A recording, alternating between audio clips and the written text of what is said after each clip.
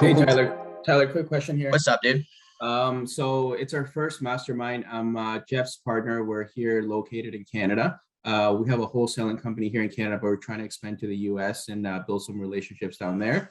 Eventually, possibly move down there. But I just had a quick question on walkthroughs. I mean, I know Alex, you're in Colombia, but virtually, are you guys not doing like physically? You guys are not doing walkthroughs. The property just gets straight under contract, or how does it work with walkthroughs?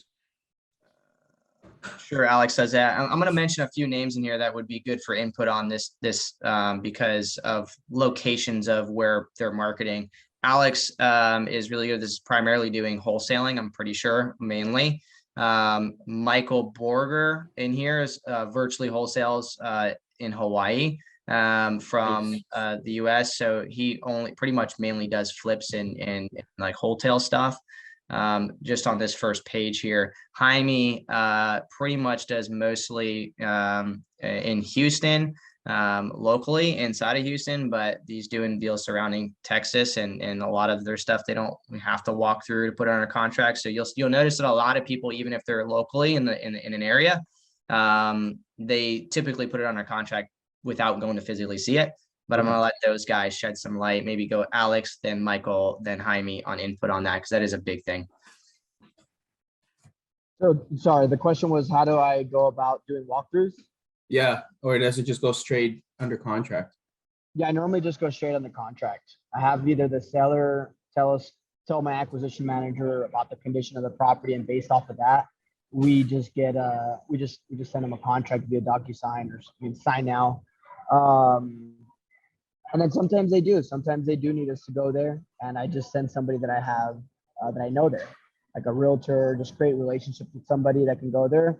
And the thing is they don't even care if it's somebody from your business. Like a lot of times I just send like a mobile notary and then I have them take photos of the property, but they just kind of want to see a face. Yeah. Right. And they just want to know that you're going there and getting photos and you're actually doing something. I love that saying of like, it's not a big deal unless you make it a big deal. And I think that's something that I hit a lot with my team. It's like, they're going to accept the offer over the phone before we even go out there. We just closed on a property yesterday in Orlando, actually two in Orlando. But one of them, like they were just telling us about the condition of the property. And then after we signed the contract, we're like, hey, can we go out and take a look at the home, which is what we normally do. And then they're like, well, we actually have squatters in the property. And I'm like, well, you forgot to mention that. And we ended up price dropping another like 12 grand on that and selling it sight unseen. But so it's like, I mean, yeah, you're probably going to get more deals if you're going to the property. There's a lot of people that do that, but I set up my business because I want to live like anywhere, right? So I probably do miss out on some deals. But I mean, we're still getting deals every month. Love it. Okay. Michael, do you want to give some feedback on the remote stuff? Yeah. I can connect that on the other end. My mother's from Toronto, so I actually growing up. Yeah. So I'm here in San Diego, as Tyler said. I almost all my business in Hawaii, a little bit up in Anchorage, Alaska. I've been in Hawaii once in the past 7 years, and that was in November because I had to be out there for an eviction. I'm closing a huge flip on Thursday. I think Thursday I'm getting like 330 from this flip. And but when I went in a contract, I didn't see the house. I mean, I have someone text me photos. I'm doing another flip right now. I just have the lady text me photos. And this goes down to rapport building on the phone. It's just, hey, I'd love to help. What can you tell me about the property? Get them to talk about it and say, awesome. You know what really helped is if you can text me photos and I tell them the good, the bad, and the ugly. You know, I'm a Clint Eastwood spaghetti Western fan. I want to see the good, the bad, and the ugly. Kitchen, bath, laundry area, like all this stuff. I'm like inside, outside, during daytime. And 9 out of 10 times they're cool with it because you build rapport. They want to help them. Right? Yeah, we do that too. We get a lot of photos from everybody. I'm actually uploading some right now to Drive. They send them to you. They don't care. Totally. They'll even go to the house. Like, no, I don't live there, but I'll go to the house and take them for you. Absolutely. I'm doing a big one up in Anchorage right now. The guy lives in Korea and I'm doing it. It's an innovation property. So I'm like, okay, how can we get photos? He's like, his daughter's friend is a caretaker.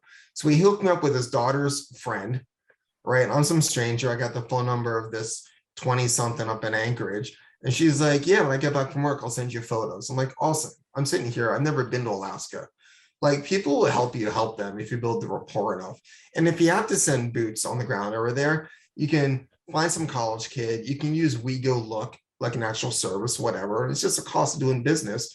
Or I have my broker visiting a potential lead tomorrow because the guy's older. It was really hard for me to speak with him.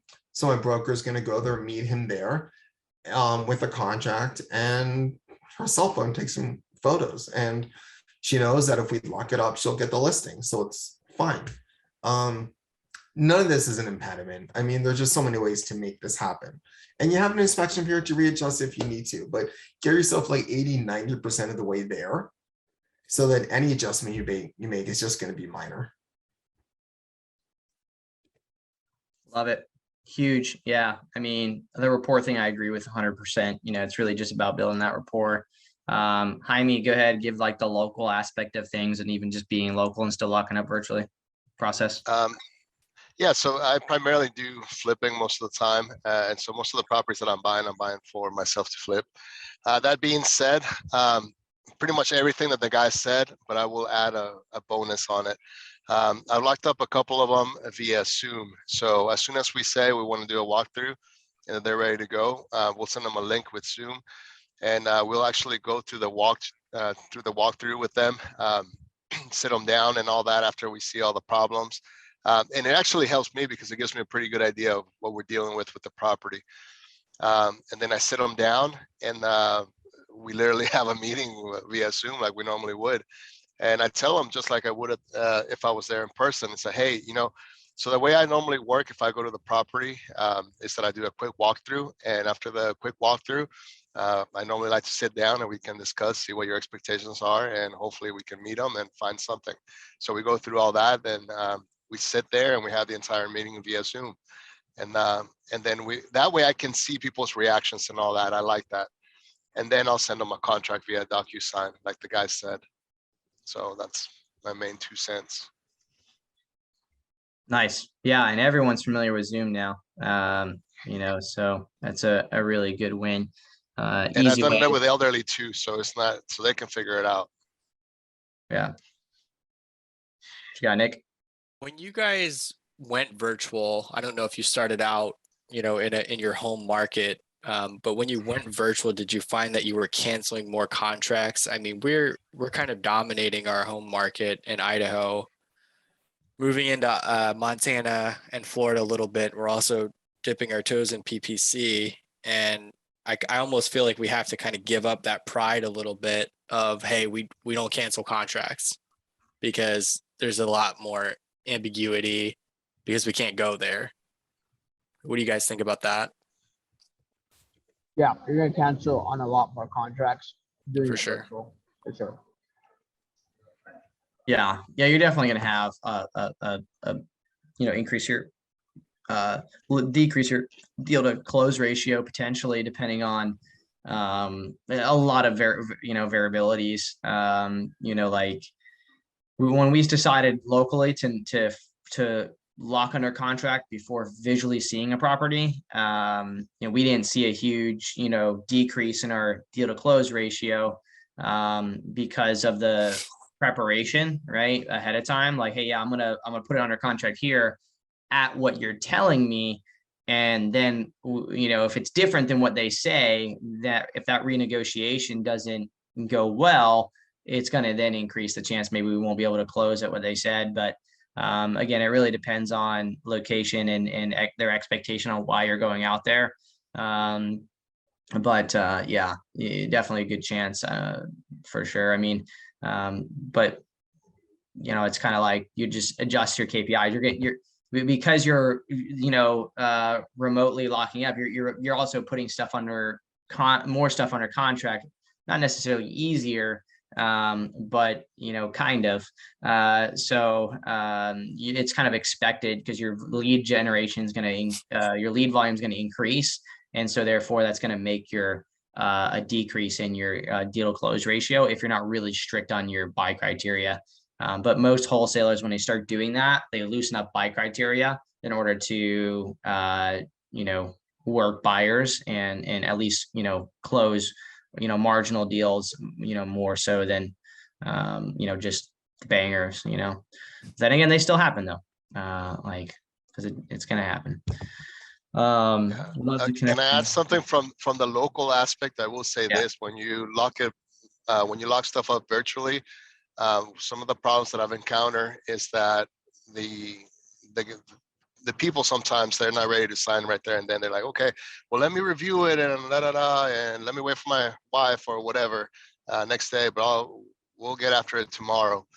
Here where I am, which is basically Houston, Texas, is very competitive. I've lost deals on the next day because now they have my contract and some other wholesaler showed up at the door, and they always show up at the door, and and they offer $3,000 more, and I lose a lot of deals like that too. So something to think about.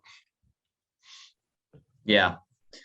I mean, I've had deals even locally where like the seller didn't want to see me like at all. I never seen a property before we put on a contract. And even when I went to get the contract from the seller, because they didn't know how to use the stuff, they put the keys to the property underneath of the mat outside of their front door. I had to put the contract underneath. This is way before COVID, mind you.